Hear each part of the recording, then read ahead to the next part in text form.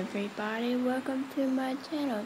This is Cowgirl2120 talking, and I just got up not too terribly long ago, and it's 5 something in the morning, and I got up, started to get dressed to go feed the turkey and all of that jazz, and while I was getting ready, a bird came in.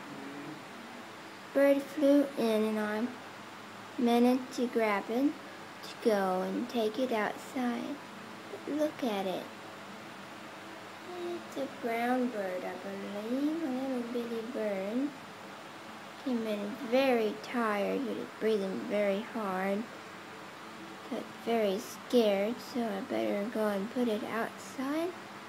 But it's not biting or anything, so I don't believe it hurt.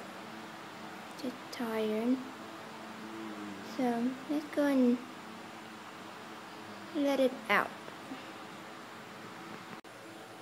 Alrighty, letting the bird free. Let's see if it would take off. Probably very tired,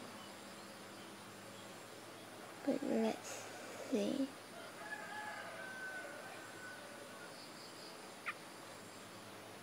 Yeah, come on, bird.